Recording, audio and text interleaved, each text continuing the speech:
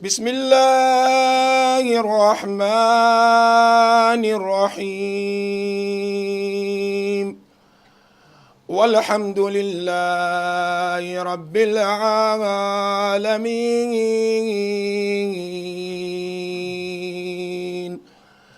والصلاة والسلام على أشرف المرسلين حبيب إله العالمين أبي القاسم محمد اللهم صل على محمد وعلى محمد صلى الله عليك يا مولانا يا أبا عبد الله صلى الله عليك يا ابن رسول الله صلى الله عليك يا ابن أمير المؤمنين صلى الله عليك يا ابن فاطمة المظلومة ما خاب من تمسك بكم وأمن من لجأ إليكم يا ليتنا كنا معكم سعادتي فنفوز والله فوزا عظيما. قال الله تبارك وتعالى في كتابه الكريم بسم الله الرحمن الرحيم إنما يريد الله ليذهب عنكم الرجس أهل البيت ويطهركم تطهيرا. اللهم صل على محمد وعلى محمد. آمنا بالله صدق الله العلي العظيم. صلوات اللهم صل على محمد وآل محمد. For the love of Abba Abdullah al-Hussein, with the loudest of our voices, صلوا على محمد وآل محمد. اللهم صل على محمد وآل محمد. And for the love of Imam Amir al-Mu'mineen, with the loudest of our voices, صلوا على محمد وآل محمد.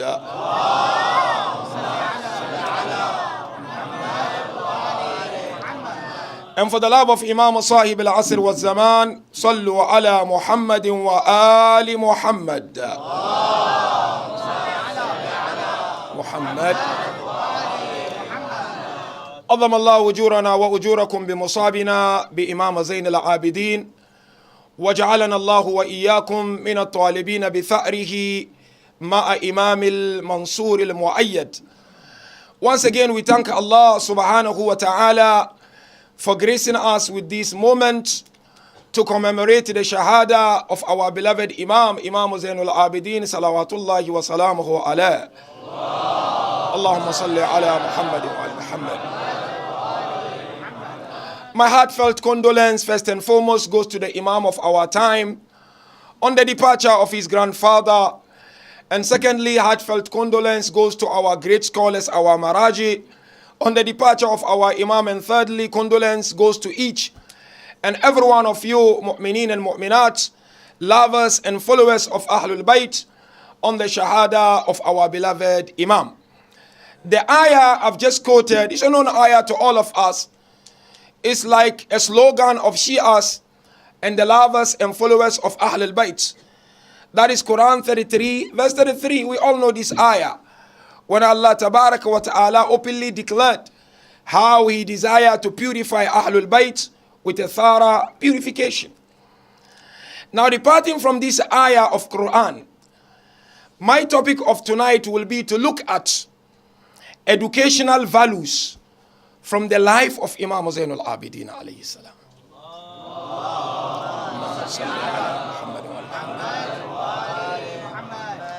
And the aim of this discourse is for myself and each and every one of you mu'mineen and mu'minat to learn from our Imam and to take these values that we're going to explain very seriously in our lives and to implement them by emulating our Imams. And as I always mention, to come together like this for Majlis, the essence of it is for us to take a lesson or two out of it. So when we come together, each and every individual, you are on your own and you are responsible of what you are able to take out of the Majlis. When you come to Majlis and you take nothing out of Majlis, then there is no point. The point is, I go to Majlis for the love I have for Ahlul Bayt, and in return, I take something valuable back home. And so therefore, let us look at some of the educational values in the life of Imam Zain al-Abideen. And for those of us who understand Arabic, it's قيم التربوي في شخصية الإمام زين العابدين عليه السلام. And how I'm going to do it? I'm going to do it in three simple ways. And all the three ways I'm going to tackle are the values that I and you can learn from Imam Zain al-Abideen. Of course, they are not exclusive. There are so many other values we can learn from our Imam. But it's just to demonstrate and show you how determined Ahlul Bayt were and the amount of effort our Imams put up in making sure that they make good use of this dunya and of course in return get the blessings of Allah on the day of Qiyamah. Now before we look at these three values from the life of our Imam, I want us to look at the definition of a value. When you hear value, this person doesn't have value. Or this community, they have a lot of values. What is a value? Some refer to it as principle. That when you go there, they have a lot of principles. In fact, there are some scholars who don't call values values, they call it culture. Although culture to mean something positive and not something negative. So let us first understand what is value. Then once we understand what is value, then we'll be able to outline the values that our beloved Imam Zain al-Abideen stood for. And I will encourage you and encourage myself, mu'mineen and mu'minat, to take these values on board in your life and to paint your lives with these values that inshallah we're going to learn tonight from our beloved Imam Zain al-Abideen. Now, the discussion of values are normally discussed by sociologists or psychologists. And I want to look at how sociologists and psychologists define value. And the scholars I want to refer to, the first scholar is Abraham Maslow. Maybe you heard about him. He's an American sociologist. And he's highly revered and highly celebrated sociologist or even psychologist. According to him, value is taking care of a need. That wherever there is a need, there is a value. If there is no need, there is no value. And then he gave a very good example. He said, for instance, why do a person get married? So the person get married because he need married because of certain things. And he said the main reason as to why we get married is because of emotional peace. So once you get married, you will get emotional peace, although there are those who are married and they are in emotional danger. But the purpose of marriage in Quran is to have a peace of mind, isn't it? And Quran makes it very clear. You know the ayah, famous ayah during the car, we hear this ayah. وَمِنْ آيَاتِهِ أَنْ خَلَقَ لَكُم مِّنْ أَنفُسِكُمْ أَزْوَاجًا لِتَسْكُنُوا إِلَيْهَا. To dwell in them. So he said, since marriage is capable of taking care of that need, then marriage is a value.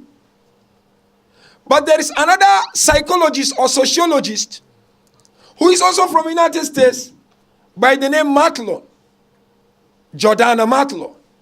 He said, no, this definition is incomplete. And his definition is what Islam sanctioned, the second definition. He said, when we talk of a value is a reconciliation between the need, goals, and the aim.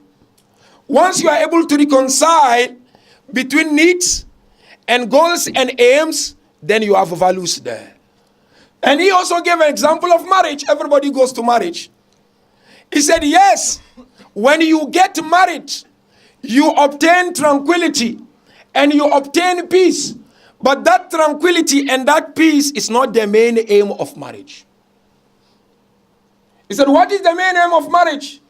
It is for your marriage, through that tranquility and peace, to be able to build sound and healthy community.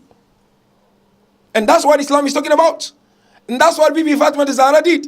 She got married and she built civilization. And through that civilization, we have Imam Hassan, we have Imam Hussein, we have Sayyidah Zainab alayhi salam.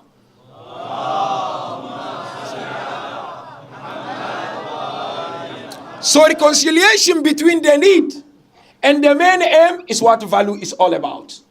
Otherwise, if I'm at peace in my marriage and my marriage cannot be model for others to follow suit, then that marriage is not marriage anymore.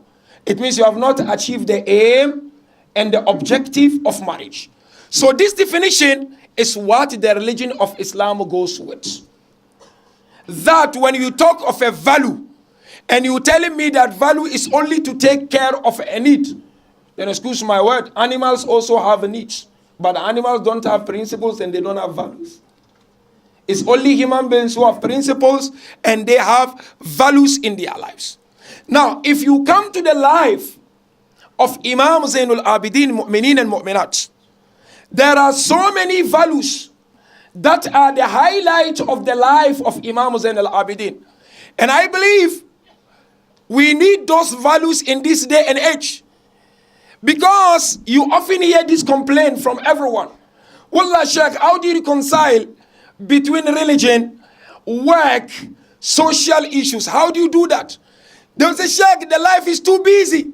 How do I reconcile? It's very difficult for me.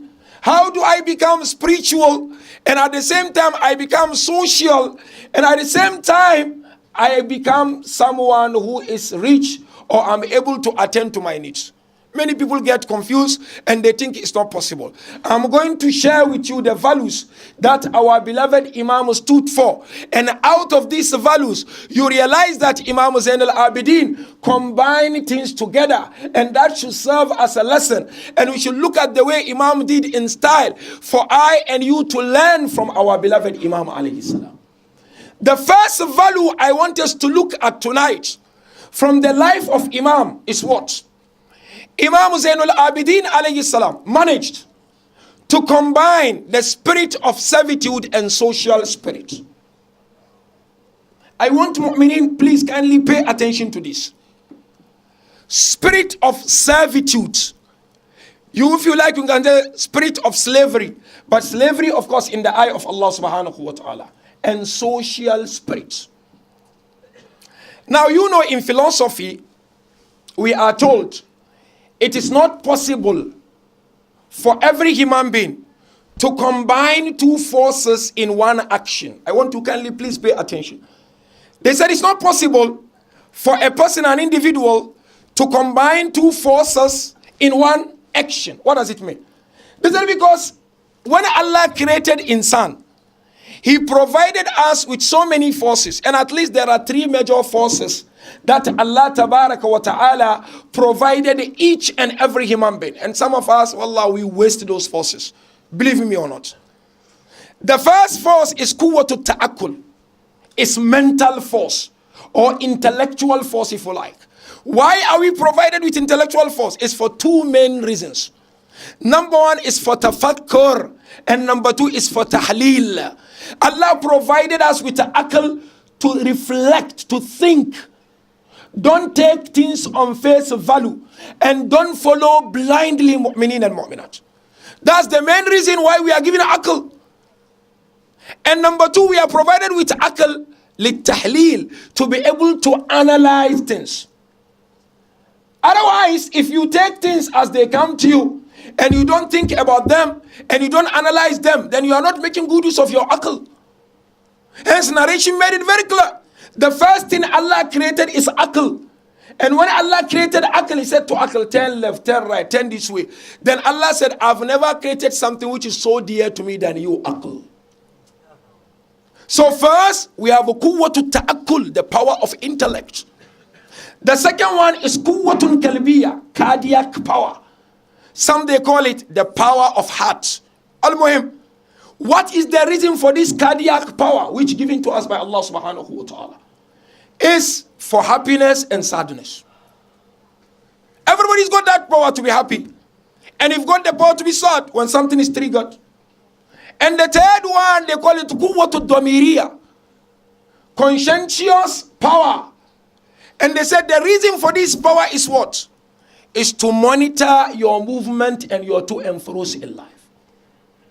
Now, when philosophers said it is not possible for every human being to combine two forces in one action, you know what they are trying to say? They are trying to say it's not possible. Yes, it's not like absolute impossibility, by the way. Anyone who is determined will be able to do it. They say that it's not possible for the power of the intellect to function equally like the power of the heart or the conscientious power. They said to find a person where all the powers are functioning at the same level, it's not a joke. So they give an example. It's like, for instance, you want to become a top sportsman, and at the same time you want to become a great philosopher. They said it's not easy. One has to consume the other, or one has to be the highlight at the expense of the other. Hence, Islam, through the teachings of our beloved Prophet, this is just an introduction, then we look at how Imam Zain al-Abidin did it. He said, it is required from each and every creature of Allah, out of these three forces, to establish three major relationships. Relationship with heaven, relationship with earth, and relationship with people. These forces are given to us by Allah, so that I'm able to establish strong relationship with heaven, meaning with Allah. And to be able to establish with earth, work, make money, go, function, work. Don't become a beggar. Don't become a person who writes small WhatsApp and asks for help when you've got the power to do so. Allah provided you with this power so that you make good use of earth to obtain dignity for yourself.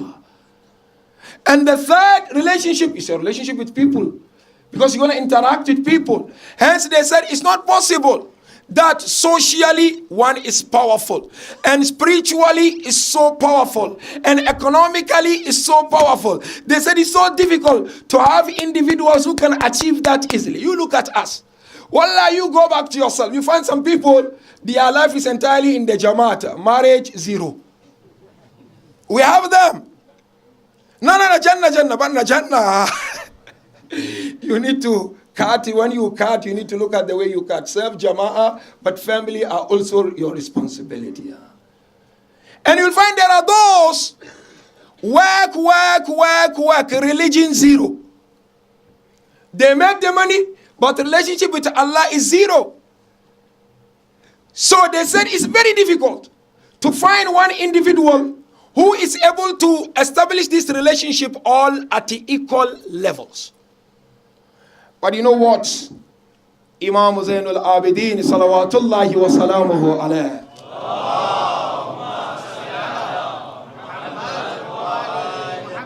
Imam said it's possible. And he did it in style. And I'm going to share with you how Imam Zain al-Abideen did. Yes, we will not be able to do like the way Imam Zain al-Abideen, but we need to emulate Ahlul Bayt alayhimus salam. Imam said it's possible.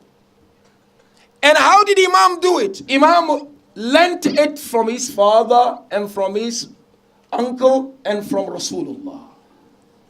And from, of course, his grandfather.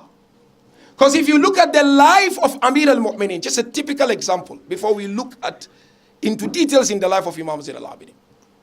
We received the riwayah, some Mu'minin, a lot of exaggeration. Wallah, it's not exaggeration. Read.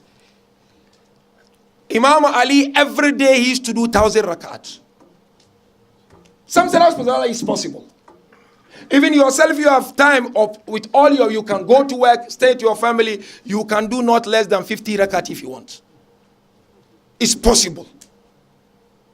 It's just from here. So narration says Amir al-Mu'minin used to observe 1,000 rakat every day. But upon all 1,000 rakat, that's a relationship with Allah, he never forgot his social responsibility. And he never forgot his economical and financial responsibility. And you know very well, Amir al-Mu'minin used to be a farmer. Imam used to farm. Imam used to sell his products. And used to also reach out to poor people. Read the history of Imam Ali alayhi salam. It was not only ibadah, but it did not allow his economics to overpower the Allah side, and it not allow the Allah side also to overpower the economics. The same way his relationship with people. We are told in the tradition, Imam Ali used to dig wells for fi sabilillah and charity. Fi sabilillah and charity. He used to dig wells and used to tell people, come and take water. Today, where are the Shias and Imam Ali? You find somebody business high level, salat zero. You find somebody education high level, salat zero. That is why, wallah, I am telling you, brothers and sisters, don't be fascinated by what people say. Be fascinated by what people say and they follow by action themselves. It's easier said than done. Ahlul Bayt combine these together. Now come to the life of Imam Zain al-Abidin. He combined it in style. How did he do it? We have a Tawusul Faqih, one of the companions of Imam Zain al-Abidin. He said, I always, whenever I would go to Kaaba, I would find Zain al-Abidin sitting next to Kaaba. Said, whenever I've gone there, I would find him sitting there. And I would find him praying and making dua. And you know his famous prayers when he used to sit next to Kaaba. Ilahi ma asaytuka idh asaytuk. Wa ana bika shakun. Wala binakalika jahilun. Wala li ukubatika muta'arridun. Wala li amrika mustaqifun. Bal sawwalat li nafsi wa a'anani alayha shakwati. Imam, next to Kaaba, he used to sit Imam Zain al-Abidin and he used to cry. And used to say, Ya Allah, I have not wronged you when I wronged you and I didn't know that it was unlawful. Said, when I was going against you, I knew it was wrong. Imam is ma'soom. So I will tell you why Imam used to pray like that. And he said, وَلَا لِأُقُوبَتِكَ مُتَعَرِّدٌ. When I was sinning against you, it's not that I didn't know about the repercussion of that sin. I knew the repercussion of the sin, and I went ahead to sin against you. وَلَا لِأَمْرِكَ مُسْتَخِفٌ. Imam is saying, Ya Allah, when I was committing the sin, it's not like I didn't know you are the highest of all. But بَلْ سَوَّلَتْ لِي نَفْسِي. It's only my nafs that deceived me. Zain al-Abidin, he used to make this dua next to Kaaba. And Tawusul Faqih came to him. Today, wallah, she has like that. He said, but you are the grandson of Prophet. Why are you making such a dua? Have you committed any sin? Then Imam Zain al-Abidin looked at Tawusul Faqih and he said to him, on the day of Qiyamah, family will not work out. Allah created heaven for a true servant, even if he's Habashi. And he created hell for a disobedient servant, even if he's Sayyid Quraishi Hashimi. Allah, if you are Sayyid, you are Sayyid, you got the respect. But if you don't follow Allah, Jahannam. It doesn't matter. Yes, if you are Sayyid and you obey Allah, status. But if you are Sayyid and you don't obey Allah, There is no any superiority for you on the day of Qiyamah. That's what Imam Zain al-Abidin taught us. But at the same time, Imam worshipping, Imam al-Baqir reported saying, my father in his life of Medina, he used to take care of 100 families. 100 poor families. Imam Zain al-Abidin used to take care of them. And some scholars said, okay, you say 100 families. Take each family 3 people. It means Imam Zain al-Abidin used to look after 300 people. Upon all the worship of Allah, he was worshipping. His salat was on time. His ibadah was on time. But he never forgot his social responsibility. Today, Allah, when we serve, he said, Allah, I don't have time. People, when they serve, they don't even come for MAJLIS. People, they said, no, I go to town, I distribute food, I'm unable to go and pray. I am unable to wake up. You need to create a balance, mu'mineen and mu'minat, like the way Ahlul Bayt alayhim as-salam did. And to such an extent, you know what Imam Zain al-Abidin did? Imam Zain al-Abidin taught us, we have to take mihrab to society and bring society to mihrab. Meaning, take ibadah to society, to your work. And take your work to ibadah place. How? You know, when he used to pray in his mihrab, he had a famous dua he used to recite. What was the dua? Allahumma inni a'taziru min kulli madhulumin dhulima bihadrati falam ansuruh. Wallah, that was his dua.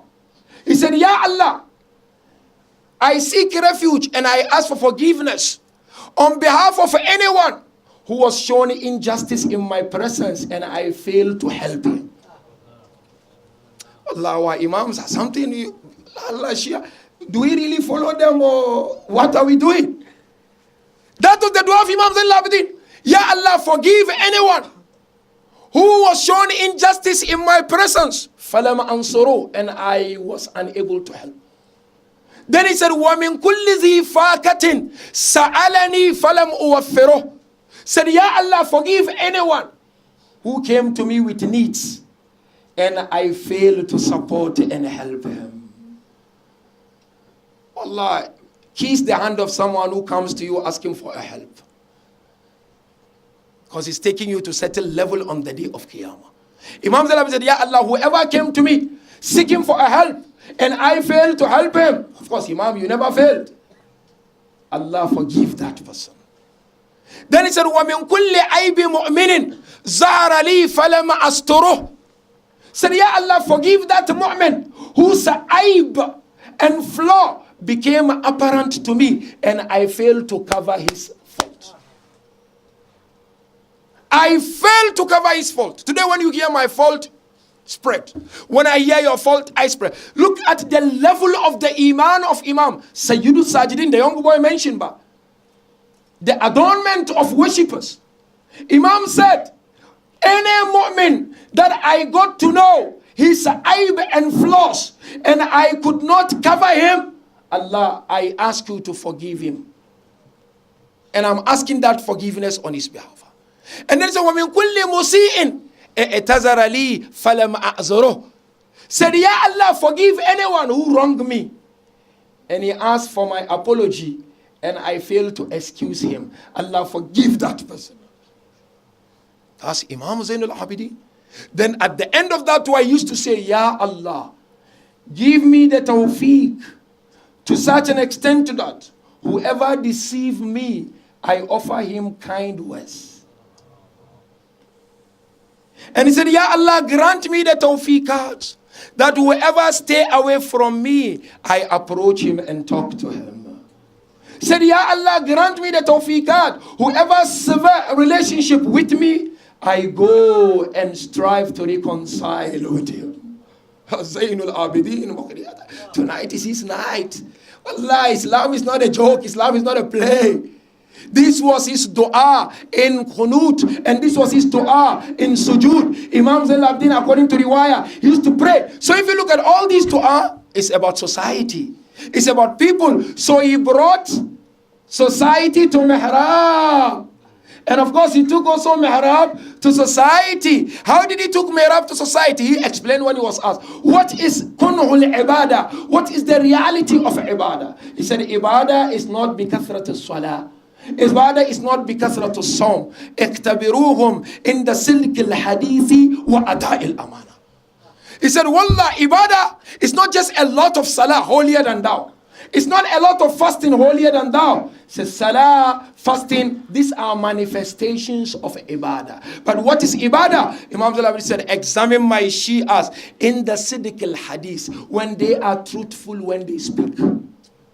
Wa ada'ul amana, and they are trustworthy.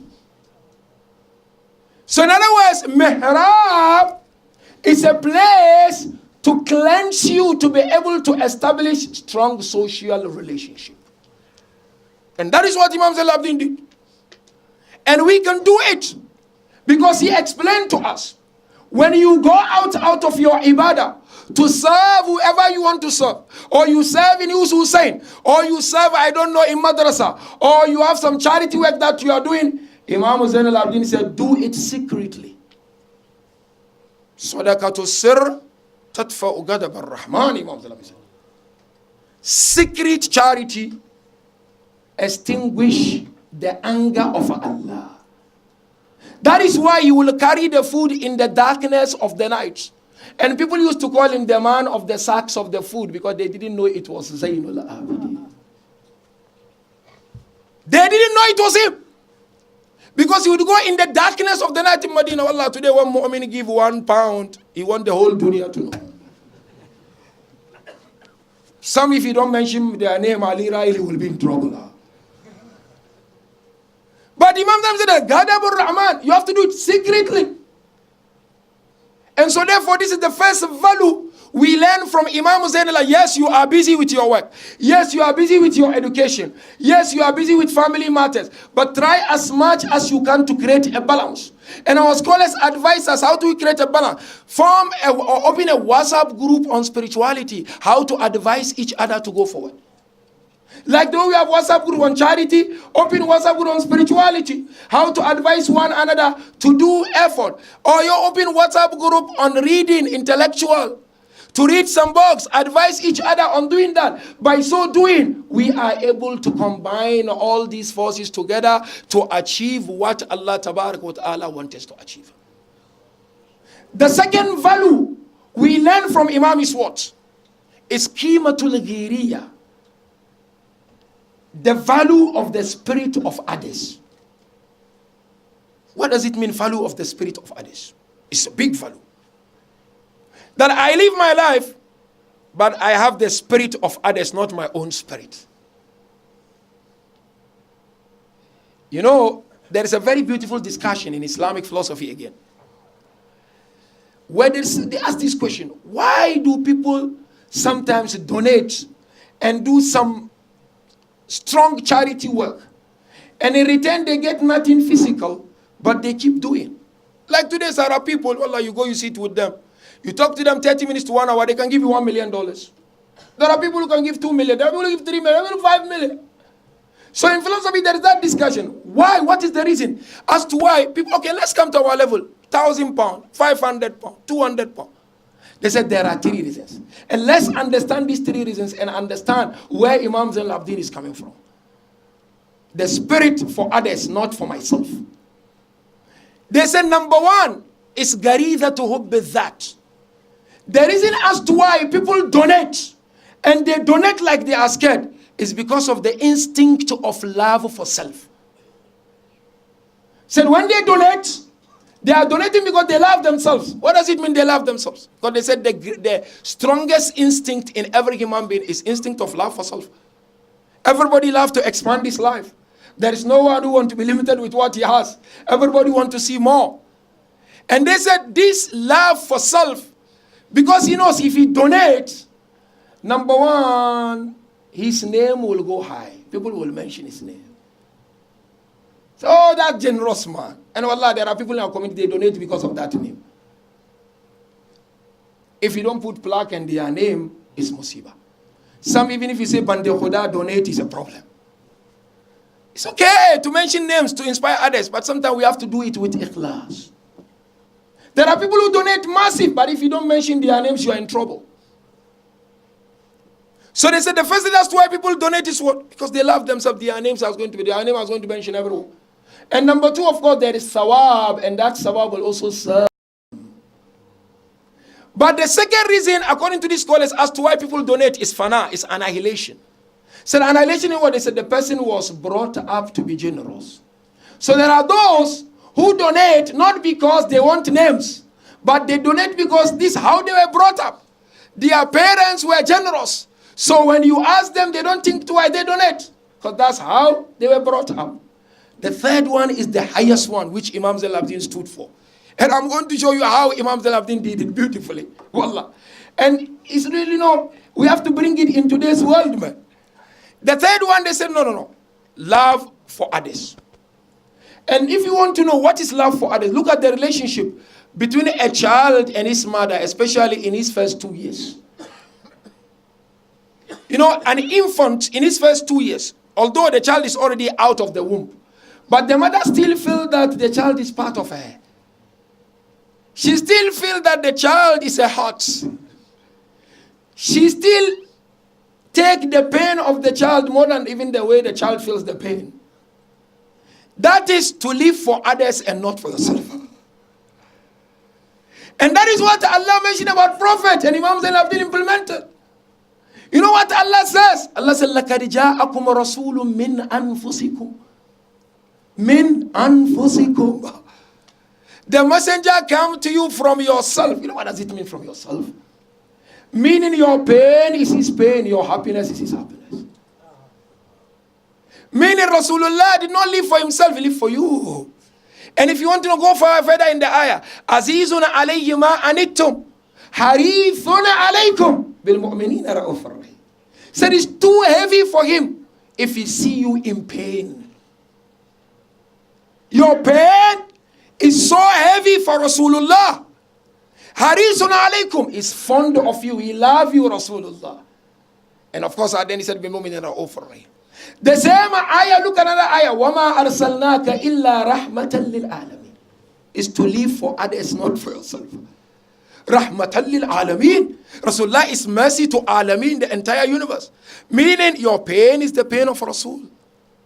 And your happiness is that, wallah, this is the program of Rasulullah. Now come to the life of Imam Zain al-Abidin. Same thing. Imam did not live for himself. He lived for people, whether Muslims or non-Muslims. Today we have a lot of homeless. You go to Victoria Square in town, so many homeless. We have poor people in our community, wallah. There are people who depend on council, social benefit is not enough. And there are people who are well-to-do in our community. Wallah, we need to think of empowering people. Because this is the life of Ahlul Bayt. We should not be greedy. There are people who are struggling to make ends meet. There are people, you visit their houses, you cry. Although they are living in the worst, in the first world countries. We need to do something. And look at how Zain al-Abidin did. This is the benefit of following Ahlul Bayt alayhimus salam. Not only we come Majlis and we do nothing out of it. Number one, look at the relationship of Imam Zain with poor people. You know that of Rasul. He would sit down with poor people in Medina and they would eat together. Imam Zain al-Abidin would go to poor people. He would not wait for them to come to him. Today, wallah, some of our rich people, not all, there are those who are excellent, don't get me wrong. They want you to come and open all your problems and bring yourself down completely. And later on, he may even give you quarter of what you've asked, or he will give you nothing. Dignity. This is how Ahlul Bayt lived. But Habibi, when a person comes, you don't want to give, don't give. There's no force. But protect his dignity and his respect. And if salat is a true salah, our social relationship will be the best of social relationship. It's only maybe we are hitting the forehead on turba. But if it is accepted one, wallah, we will treat each other the way we will want to be treated.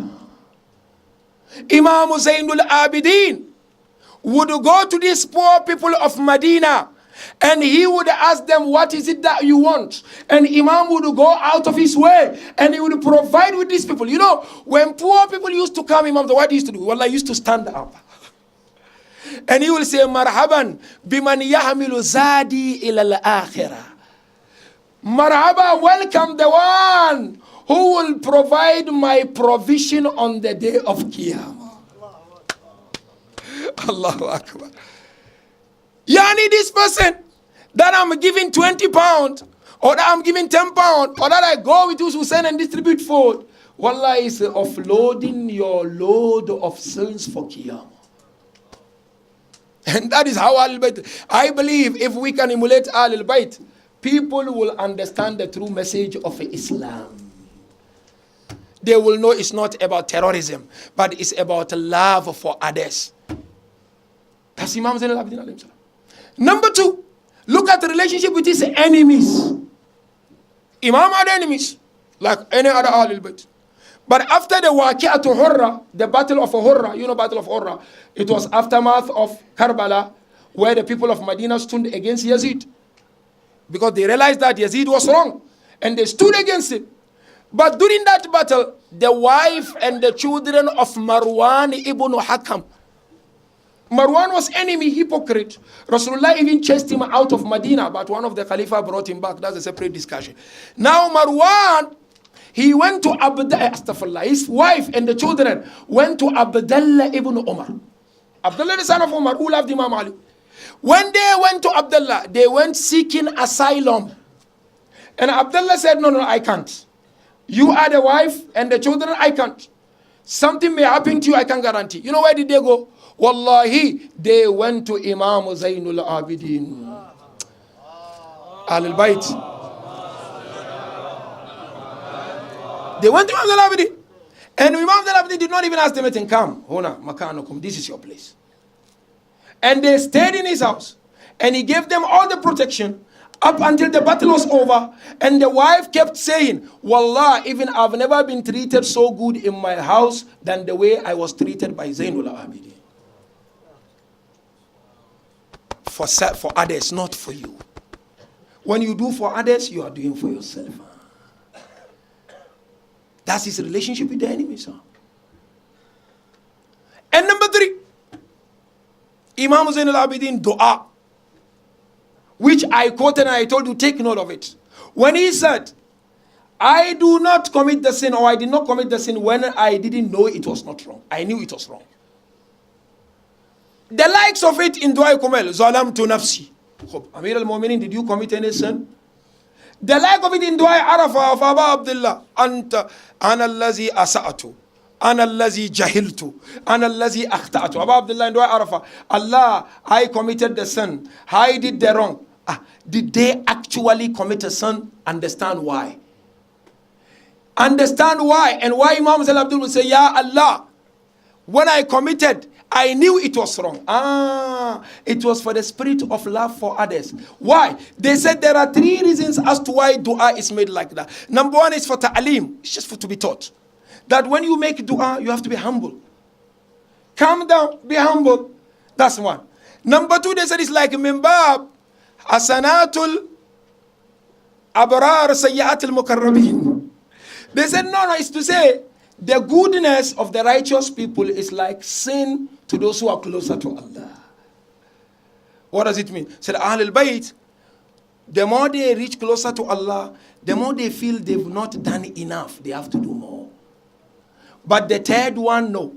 They said it's spirit for self. When Imam said, I've not committed when I knew it was wrong. He said, no, Imam is not looking at himself, he's looking at you and me. That we are one. We are part of him.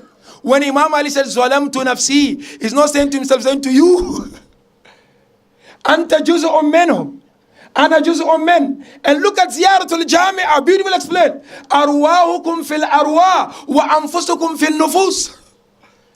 Your souls are in souls, and your selves are in selves.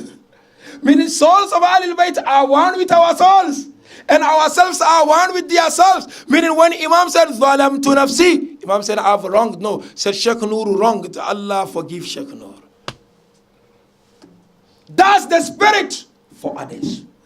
Selflessness and sacrifice. That is what Ahlul Bayt stood for. With Muslims, with non-Muslims, with Shias, with non-Shia. Of course, not with tyrants. And the last but not least, the value we learn from Imam is the value of departure from this world.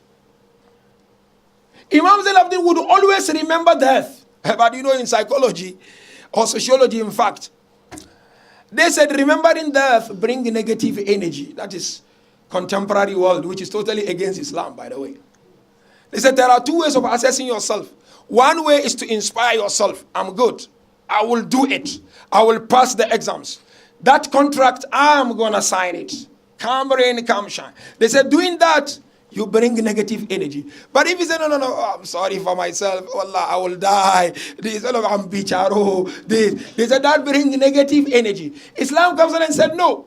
Remembering death doesn't bring negative energy. Instead, it brings positive energy. How? Two reasons.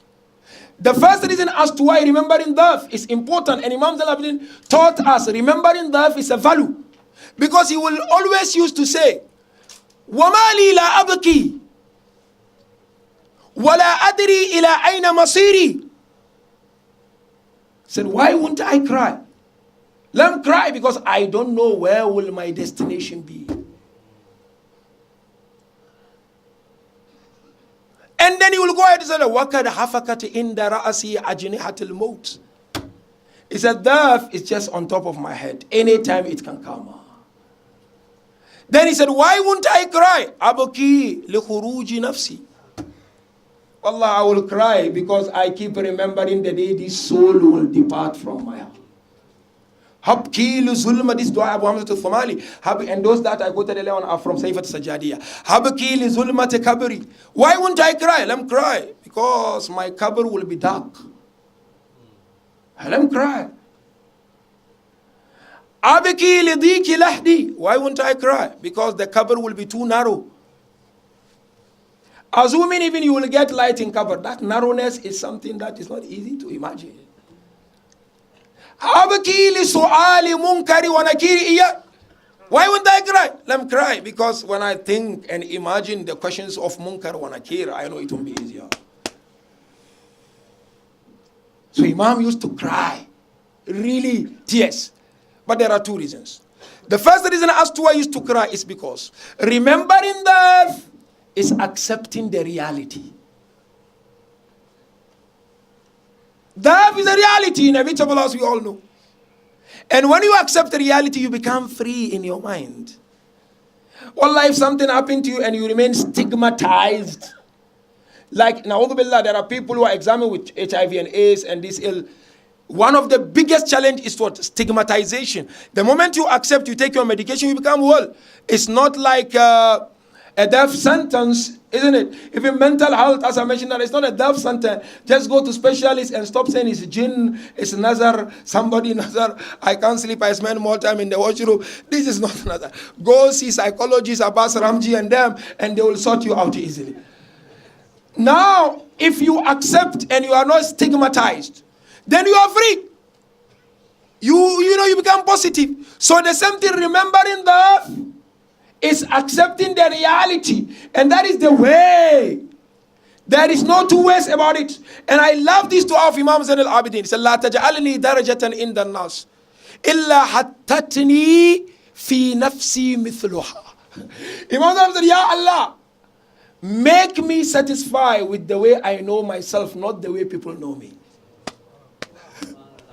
Wallah, today Sheikh Noor go his lab because of what people write on social media about Sheikh Noor. And sometimes I have not reached that level, wallah. Allah, today, you know why scholars are fighting? Because they are looking at what people are writing about them. Oh, it's high, whereas you are zero. Imam Zain said, Allah, make me satisfied with the way I know myself and not the way they describe and know me. That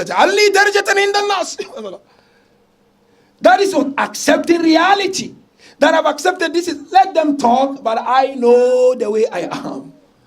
بَلِ الْإِنسَانُ عَلَى نَفْسِهِ بَصِيرًا. Wallah, if you follow people, they will take you to heaven and they will bring you to Jahannam. Accept the reality And I can tell you, I'm telling from my own perspective. Sometimes people write something about you on social media, man, I've not reached this level, man. This will make me a big-headed. And today that is one of the disadvantages of scholars. Scholars, they're fighting each other because of what people are writing on social media. But if they know themselves, they will remain in the corner of their houses and be satisfied with the way Allah made them. That is accept the reality. Don't take yourself where you have not reached. Otherwise, that moment will come when you are thrown, that will be the beginning of your sakarat. And the last but not least reason as to why remembering death is important is because remembering death will make you become good. Remembering death doesn't mean scared. Many people think when I remember death, I'm scared. You're not scared. Remembering death simply is that it's going to make you good because you are conscious of your step. It makes you to be someone who is determined. And that is how Imam Zain al-Abidin. The last one, inshallah, we'll discuss it on Tuesday. That is the role he played when it comes to media. That, inshallah, on Tuesday we'll look at that. He played a critical role when it comes to media and with the little that he had that time. And if I look at the way he played that role, and I look at ourselves, we have everything, but we don't play that role. So therefore, mu'minin and mu'minat, in conclusion, let us try our level best to follow, based on our capabilities, of course, these teachings of Ahlul Bayt alayhim salam, and what Ahlul Bayt stood for. And that is why when he died, when he obtained Shahada, like his beloved father Abu Abdullah, they saw a lot of bruises on the body of Zain al-Abidin. On his chest, on his elbows, on his back. And of course, those who were close to him, they knew why. So they would ask, why all these bruises on your body? He said, Allah, because he used to hide and carry food to the people of Medina, to those widows and to those poor. Why can't we do that in Birmingham? Find something, go out to give in the name of Zain al-Abidin. The same thing applied to Abu Abdullah, by the way. Narration says when Imam al-Hussein left this world, when they came to bury him, there were those from Banu Asad who were standing around. They saw bruises, but those bruises were not new. So they asked Imam Zain al-Abidin, but these are old ones. When did this happen? He said, no, you don't know my father. My father used to carry food in the darkness of night in Medina. And used to take food around. The same thing applied to Amir al-Mu'minin. Remember, when they went to bury Imam Amir al-Mu'minin, when they were on their way coming Hasanain, they met an old man on the way. And that old man was crying and crying. They went to him, they asked him, old man, why are you crying? He said, Wallah, my source of food is just been buried. And they asked him, who is your source of food? They said, it's Ali ibn Abi. He said, we are his son. They did not even know Imam Hassan al-Mujtaba alayhi salam. But you know one thing about Imam Zain al-Abidin, he taught us not to forget the Majalis of Abu Abdullah. And Quran makes it very clear. Where Quran said, remember all those who sacrificed their lives in honor of this religion and humanity. Allah will remind us in Quran, remember Ibrahim, remember Ismail, and remember Yaqub alayhi salam. Allah will always remember, and I'm telling you, mu'minin and mu'minat, if not because of the sacrifice of those people, none of us would have been here. And as we said, Allah, if not because of the sacrifice of the 10th day of Muharram, from the sacrifice of the 6-month-old baby, to the sacrifice of the man whose hand was laid off next to the water of Furat, and from the sacrifice of the man whose body was trampled by horses, none of us would not have been here. But Imam Zain al-Abidin, for 20 years, he would remember Abu Abdullah al-Hussein alayhi salam. We are told in narration one moment, he was walking in Medina. And he met this man who was a butcher. And he approached the butcher. As the butcher was busy slaughtering the animals, he looked at the butcher and he asked him, "Oh man, when you slaughter each animal, do you give it water or not?" He said, "Yes, I give each one of them water because it is the sunnah to give water." Imam began to cry. He said, "Wallah, my father died without water." Not only my father, my brother Ali Yunil Asgar was denied water. Narration says one moment, Imam Zainul Abideen was going around Medina with his companions, and they came across an undertaker, funeral undertaker, kafan dafan. And Imam approached this man and he said to man, "Oh man, when I die, will you bury me?" And the man said, "What do you mean? Every person deserves to be buried when he dies." He said, "Wallah, they left the body of my father without body."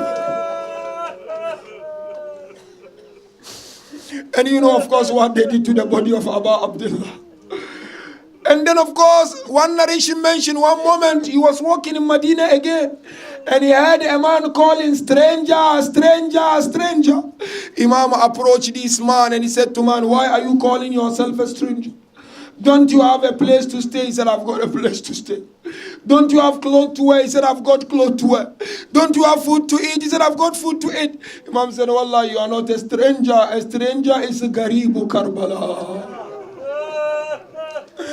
A stranger was my father, who was left alone on the 10th day of Muharram. And you remember that line of Zuhair ibn al-Kayna and Dailama. That lady Dailam, in the darkness of the night of Shami Gariba, she called the man who used to work in a house servant during that time. She said, "Oh man, take this piece of cloth. I want you to go around all these bodies. You will see the body of Zuhair. I want you, when you see the body, cover the body of Zuhair." This gentleman went around the bodies. He saw the body of Zuhair, but he could not cover the body. We are told he came back.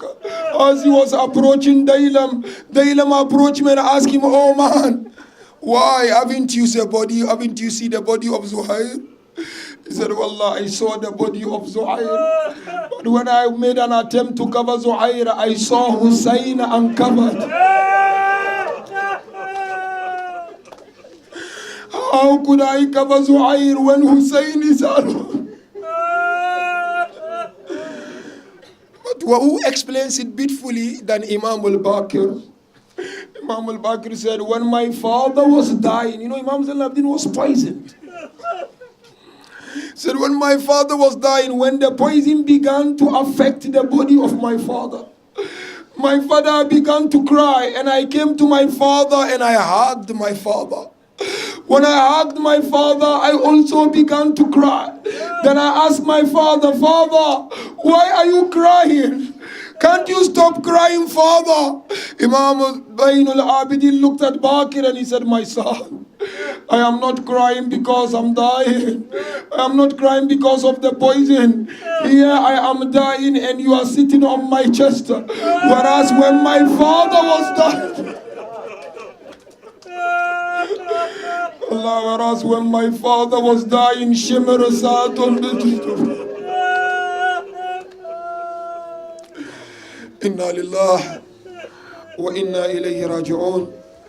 وسيعلم الذين ظلموا آل محمد أي منقلب ينقلبون والعاقبة للمتقين. Raise up your hands, mu'mineen. Before Ma'atam, let's make dua. We ask Allah Tabaraka wa Ta'ala to accept our azadari, inshallah. We ask Allah Tabaraka wa Ta'ala to continue to inspire us with the teachings of Ahlul Bayt alayhim as-salam. Mu'mineen and mu'minat who have got hajat, may Allah Tabaraka wa Ta'ala fulfill their hajat, inshallah. Inshallah, there is tabut, inshallah. Bide bimar chale bene zanjir jo hai bide bimar chale gam uthaaye hai bahut زخم کھائے ہے بہت، ایک سید نے یہاں درد پائے ہے بہت، مضطرب نوح کنار ہو کے لاچار چلے، پین زنجیر جو ہے عابد بیمار چلے،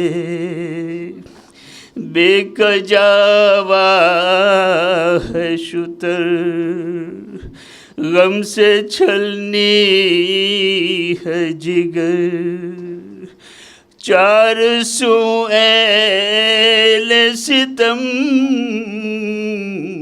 اور کانٹوں پہ سفر، اس طرح اہل حرم سوئے بازار چلے، پین زنجیر جو ہے عابد بیمار چلے، پہنچے بازار جفا، تھی لبوں پر یہ صدا، تو بچا لے یا رب بنت زہرا کی ردا، دل پہ زینب کے کوئی اب نہ تلوار چلے، بین زنجیر جو ہے عابد بیمار چلے، تیرا سن بستہ حرم، ہر قدم تازہ ستم، زخم کرتے تھے بکا جب براتے تھے قدم، سر جھکا کے وہ سرے راہ فرغار چلے، سر جھکا کے وہ سرے راہ فرغار چلے، بین زنجیر جو ہے عابد بیمار چلے، بین زنجیر جو ہے عابد بیمار چلے، بین زنجیر جو ہے عابد بیمار چلے، بین زنجیر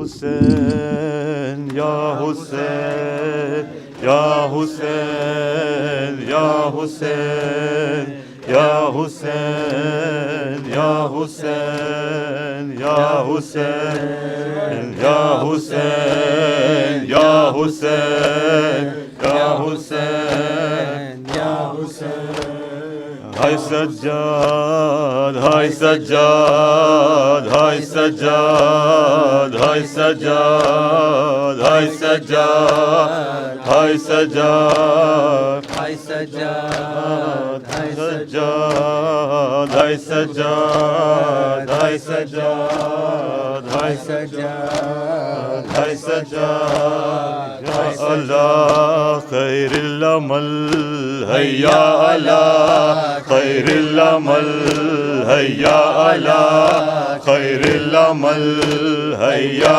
علی خیر العمل حیا علی خیر العمل حیا علی خیر العمل حیا علی خیر العمل حیا علی خیر العمل سجاد میں زینب ہوں میرے سر پہ ردا کوئی نہیں بازار جفا سجاد میں زینب ہوں میرے سر پہ ردا کوئی نہیں بازار جفا سجاد میں زینب ہوں میرے سر پہ ردا کوئی نہیں بازار جفا سجاد میں زینب ہوں میرے سر پہ ردا کوئی نہیں بازار جفا سجاد میں زینب ہوں میرے سر پہ ردا کوئی نہیں بازار جفا مجمع کوفیوں کا میرے چلنے کی جا کوئی نہیں بازار جفا سجاد میں زینب ہوں میرے سر پہ ردا کوئی نہیں بازار جفا سجاد میں زینب ہوں میرے سر پہ ردا کوئی نہیں بازار جفا سجاد میں زینب ہوں میرے سر پہ ردا کوئی نہیں بازار جفا مجمع کوفیوں کا میرے چلنے کی جا کوئی نہیں بازار جفا سجاد میں زینب ہوں میرے سر پہ ردا کوئی نہیں بازار جفا سجاد میرے سر سے کئی بار چھنی چادر سجاد میرے سر سے کئی بار چھنی چادر پلوے میں نبی زادی پھروائی گئی در در پلوے میں نبی زادی پھروائی گئی در در مل جائے ردا مجھ کو اور میری دعا کوئی نہیں بازار جفا سجاد میں زینب ہوں میرے سر پہ ردا کوئی نہیں بازار جفا سجاد میں زینب ہوں میرے سر پہ ردا کوئی نہیں بازار جفا سجاد میں زینب ہوں میرے سر پہ ردا کوئی نہیں بازار جفا سجاد میرے دل کو یہ درد ستاتا ہے سجاد میرے دل کو یہ درد ستاتا ہے سرگاسی کا نیزے سے جب خاک پہ آتا ہے سرگاسی کا نیزے سے جب خاک پہ آتا ہے سر میرا کھلا دیکھے غم اس سے بڑا کوئی نہیں بازار جفا سجاد میں زینب ہوں میرے سر پہ ردا کوئی نہیں بازار جفا سجاد میں زینب ہوں میرے سر پہ ردا کوئی نہیں بازار جفا سجاد میں زینب ہوں میرے سر پہ ردا کوئی نہیں بازار جفا سجاد چلوں کیسے لاکھوں ہے تماشائی سجاد چلوں کیسے لاکھوں ہے تماشائی یاد آتا ہے رہ رہ کے عباس میرا بھائی یاد آتا ہے رہ رہ کے عباس میرا بھائی فریاد کروں تجھ سے اب تیرے سوا کوئی نہیں بازار جفا سجاد میں زینب ہوں میرے سر پہ ردا کوئی نہیں بازار جفا سجاد میں زینب ہوں میرے سر پہ ردا کوئی نہیں بازار جفا سجاد میں زینب ہوں میرے سر پہ ردا کوئی نہیں بازار جفا معلوم ہے ادا کو غازی کی بہن ہوں میں معلوم ہے ادا کو غازی کی بہن ہوں میں بے دست ہے وہ غازی پابند رسن ہوں میں بے دست ہے وہ غازی پابند رسن ہوں میں یاد آئی وفا اس کی جب پاس رہا کوئی نہیں بازار جفا سجاد میں زینب ہوں میرے سر پہ ردا کوئی نہیں بازار جفا سجاد میں زینب ہوں میرے سر پہ ردا کوئی نہیں بازار جفا سجاد میں زینب ہوں میرے سر پہ ردا کوئی نہیں بازار جفا سجاد تیری حالت دیکھی نہیں جاتی ہے سجاد تیری حالت دیکھی نہیں جاتی ہے بے پردہ مجھے دیکھے یہ بات رلاتی ہے بے پردہ مجھے دیکھے یہ بات رلاتی ہے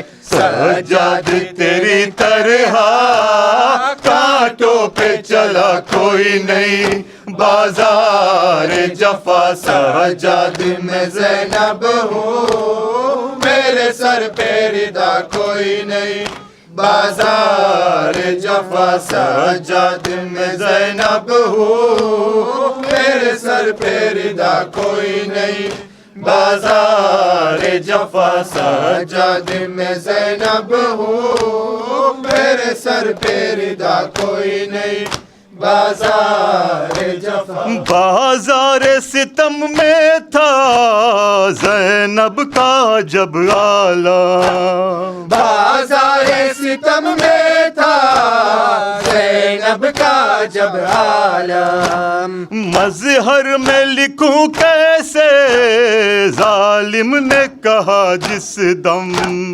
مظہر میں لکھوں کیسے ظالم نے کہا جس دم ہے کون تیرا واری زینب نے کہا کوئی نہیں بازار جفا سجاد میں زینب ہوں میرے سر سے ردا کوئی نہیں بازار جفا سجاد میں زینب ہوں میرے سر پہ ردا کوئی نہیں بازار جفا سجاد میں زینب ہوں میرے سر پہ ردا کوئی نہیں بازار جفا سجاد چلوں کیسے لاکھوں ہے تماشائی سجاد چلوں کیسے لاکھوں ہے تماشائی یاد آتا ہے رہ رہ کے عباس میرا بھائی یاد آتا ہے رہ رہ کے عباس میرا بھائی فریاد کروں تجھ سے اب تیرے سوا کوئی نہیں بازار جفا سجاد میں زینب ہوں میرے سر پہ ردا کوئی نہیں بازار جفا سجاد میں زینب ہوں میرے سر پہ ردا کوئی نہیں بازار جفا سجاد میں زینب ہوں. میرے سر پہ ردا کوئی نہیں بازار جفا. وہ عابد بیمار تھا وہ عابد بیمار تھا, چلنے سے جو لاچار تھا, چلنے سے جو لاچار تھا.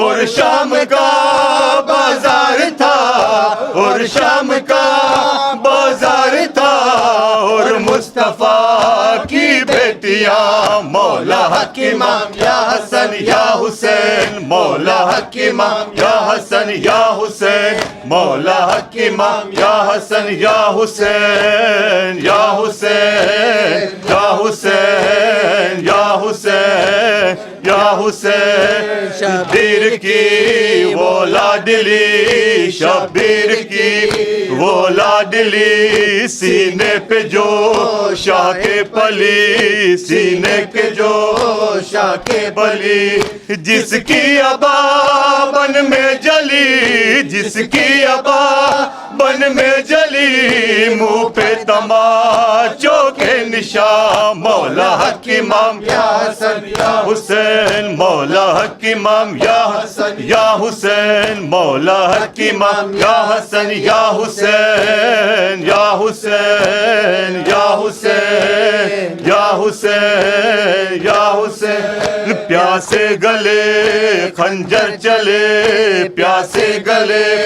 خنجر چلے, چادر چھنی خیمے جلے, چادر چھنی خیمے جلے.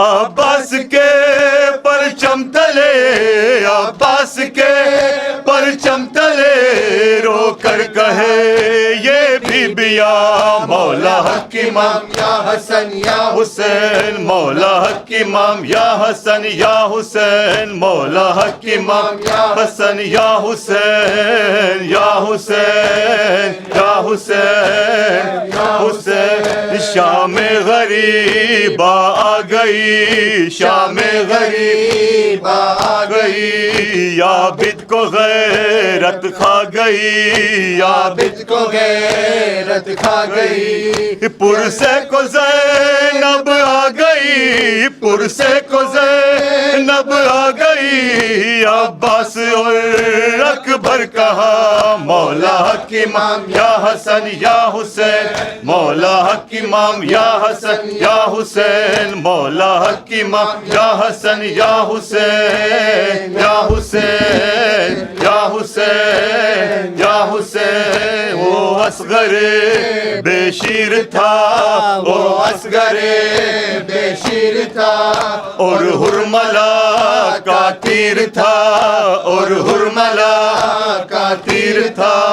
پیاسا گلا کیوں کر کٹا, پیاسا گلا کیوں کر کٹا, لرزی زمین اور آسمان, مولا حق امام یا حسن یا حسین, مولا حق امام یا حسن یا حسین, مولا حق امام یا حسن یا حسین, یا حسین یا حسین یا حسین. وہ عابد بیمار تھا, وہ عابد بیمار تھا, چلنے سے جو لاچار تھا, چلنے سے جو لاچار تھا.